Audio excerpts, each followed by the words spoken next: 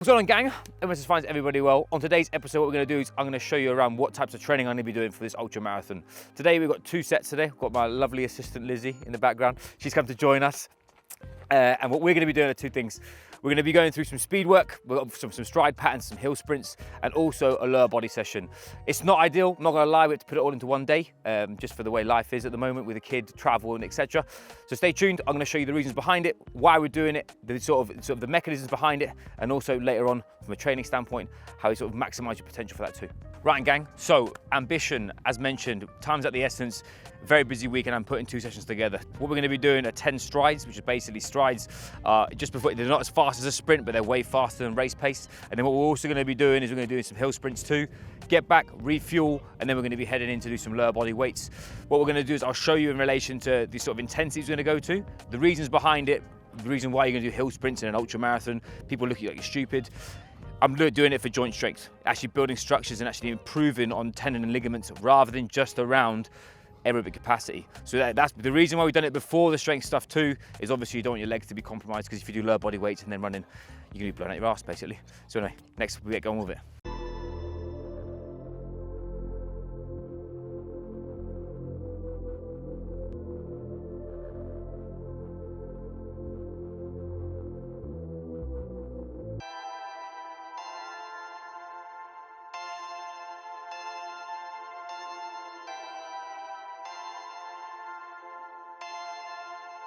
Perfect.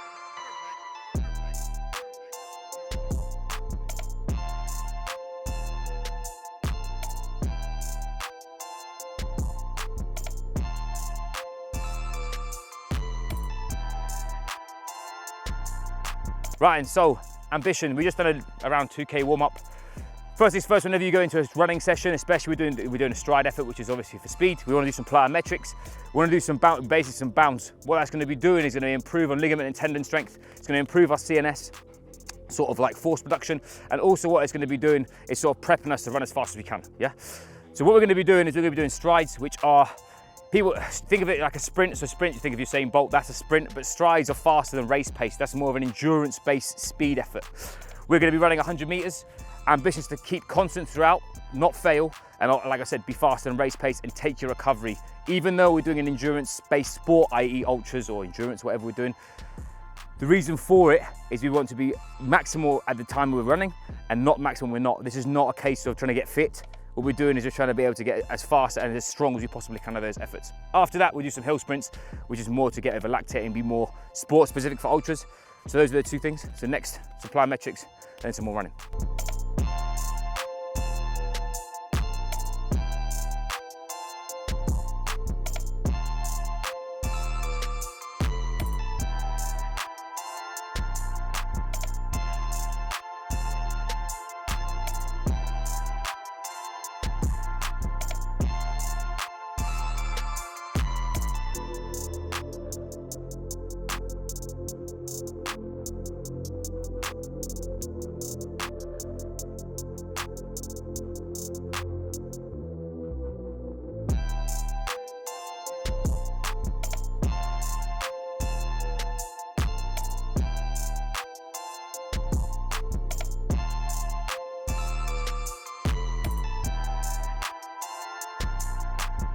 So just finished that stride session.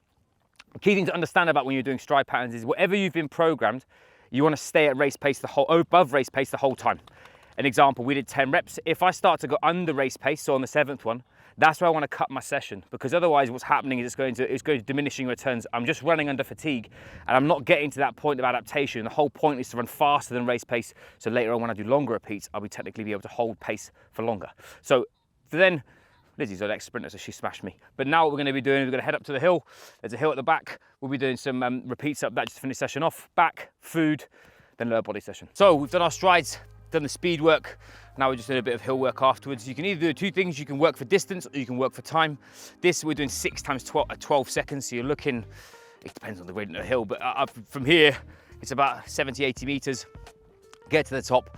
Your walk back recovery is going to be your rest time. Ambition is to reload. If you want to be a super geek, you're trying to get your heart rate down to 120. So the quicker you can get through your nose, the better and faster you recover.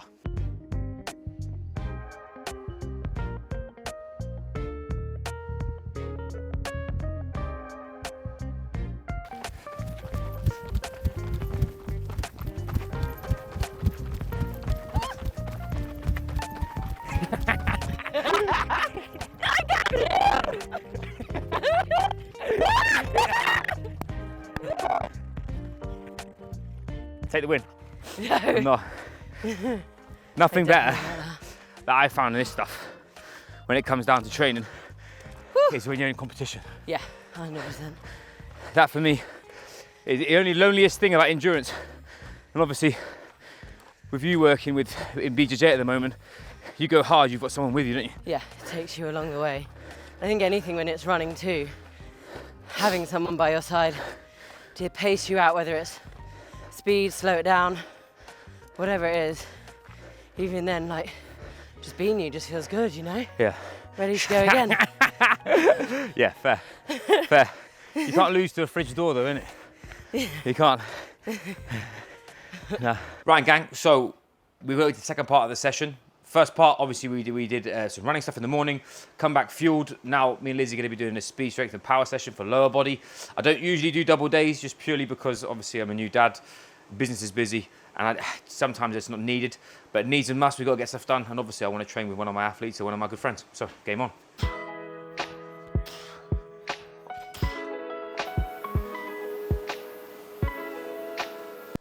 This is one of my favourite sort of primers or exercises. That it's basically what it does.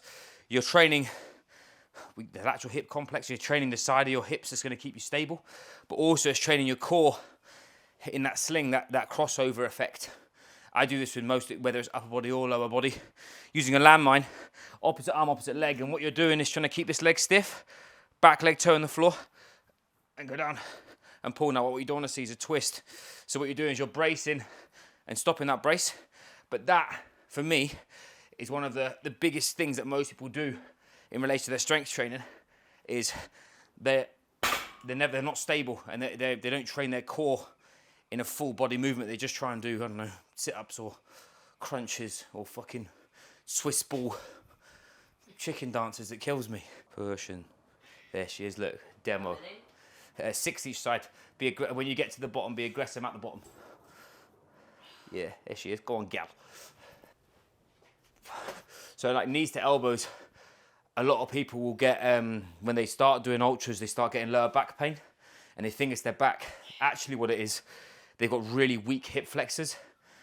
Doing a knees to elbows is a hip flexor exercise, or you can go into it. I'm a bit too tall for this, but I'm not tall for anything. An L-sit is also a hip flexor exercise. If you strengthen your hip flexor, funny enough, your lower back pain will dissipate, and you'll actually realise it's a strength thing, not a mechanical thing. Because I've got a small gym, Yeah, it's just I've got to do the same stuff quite a lot. Yeah. But this is always honest. I just like single leg stuff though, because I think it's like there's so much more that you can actually grow from it. You know, like obviously double, yeah, for sure, but Yeah. I think it's so much more interesting when you just bring a single leg or single arm into it, but definitely with... And also when, like, especially training you, now you're doing jiu-jitsu, there's not many times where you're doing jiu-jitsu where you're in the same movement. Like No. you're not in the perfect squat, or you're not in the perfect bench. You do it like Cossack, or your legs out here going for a triangle or armbar. I think it's horses for courses, isn't it? They're more specific, but this kind of thing. It's just the duality as well, like, and even for running though too. Like it's perfect. Like I think Yeah. even everyday life, from running, whatever, if you need a hop skip, you've got that strength to actually withstand so much. Yeah, yeah.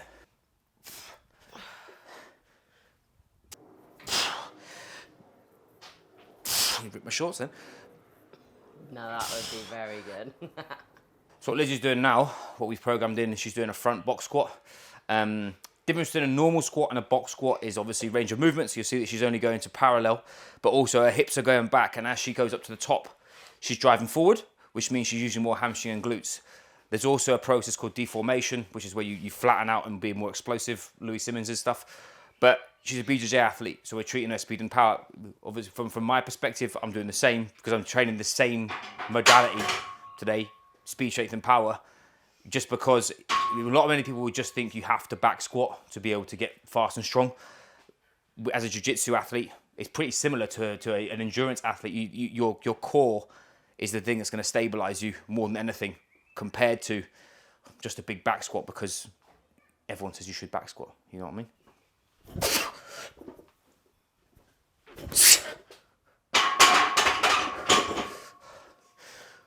Whew.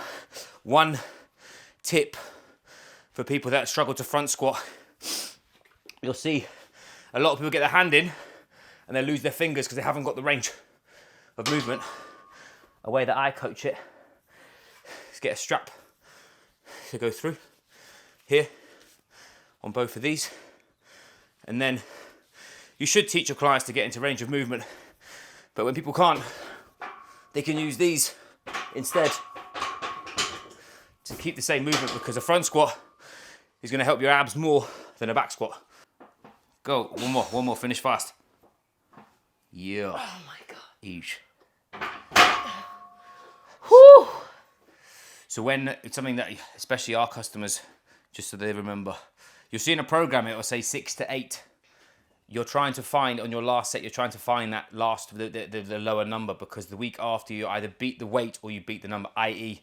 Lizzie's gone 40, 50, 60 for 6. Next week will be 40, 50, 60 for 8, and then we'd increase the weight.